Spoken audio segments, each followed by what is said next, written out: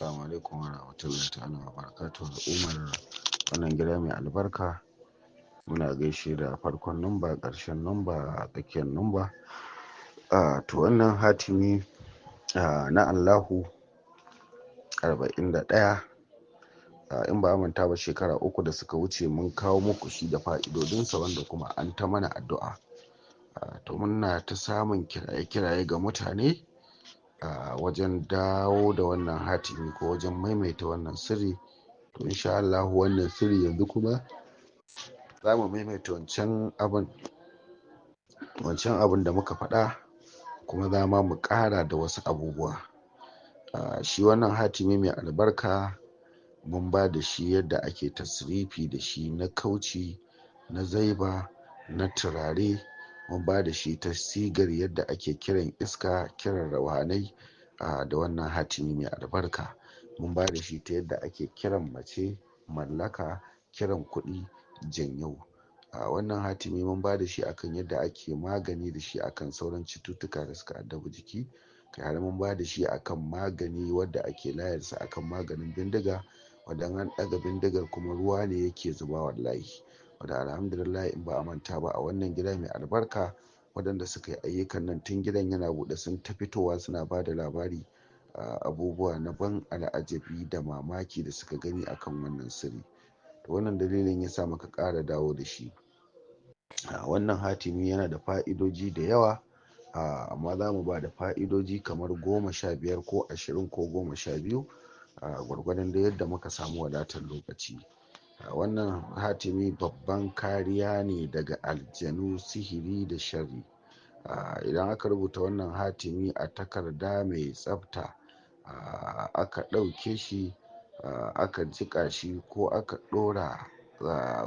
ɗora shi a kofi, yana hana shishigi daga sharrin aljanu da miyagu. Ko kuma a rubuta shi a zuba a kofi sai a ajiye shi. Tsaron gida da dangi, ga musamman ga mutanen da aka addabe su a garuruwansu da karkarorinsu, to ana rubuta wannan hatimi a rataye shi a ɗakin kwana ko ƙofar gida. Insha Allah Allah yana kare iyali daga dukkanin sharrukan shaidanu da mahassada. Warkarwa daga cututtuka da suka shafi ruhaniyya. To wannan hatimi idan aka haɗa da ruwa aka sha, ko aka wanke jiki da shi, aka samu tazargade ko tafarnuwa, to yana taimakawa wajen fitar da cututtukan aljanu, sihiri da damuwa. Tsaro ko tsoro, wadda duk yake jin waɗannan abubuwa ko tsaro a tafiya da kasuwanci, ana ɗauke shi yayin tafiya domin tsari daga haɗura, fashi ko makirci da sauransu. Idan aka samu tokar gobara aka shafa bayan an rubuta, ana layarsa ba hanci. Buɗe makullin arziki, Allah yana buɗe makullin arziki, yana buɗe hanyoyin arziki idan aka saka a kasuwanci ko wajen aiki tare da wasu zikiri.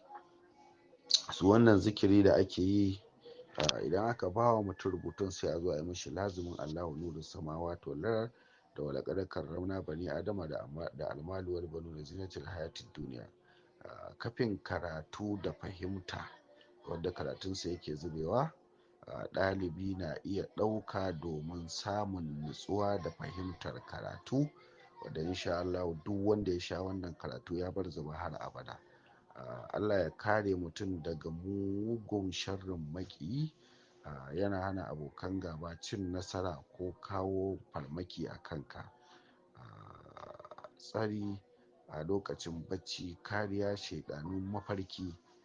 Insha Allah yana hana tsoratarwa da mafarkai na sihiri ko na sharri. Maganin tsoro da damuwa, idan aka rubuta a ruwa aka sha, yana saukar da nutsuwa da kwanciyar hankali.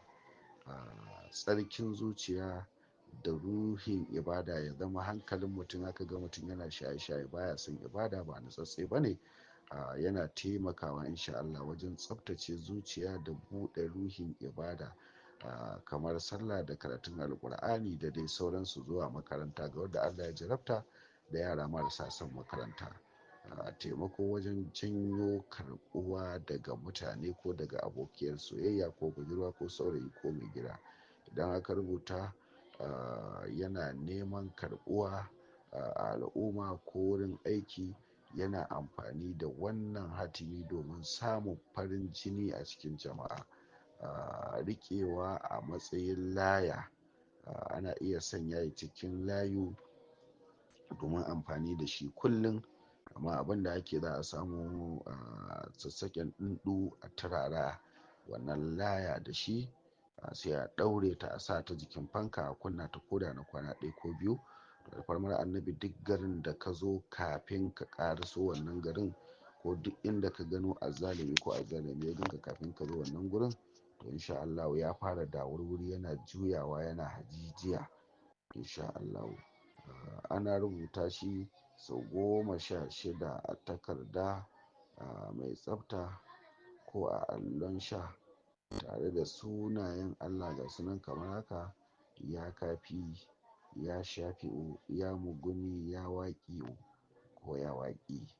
A zuba ruwan zamzam a ciki a sha, a shafe jiki da shi da yamma na kwana 7, to insha Allahu yana maganin paralyze kowace iri ce. Kuma za a iya yin laya a ɗaura a jiki ko a rataya a gida insha Allahu da dai sauransu. Wannan hatimi yana ayyuka da dama insha Allah.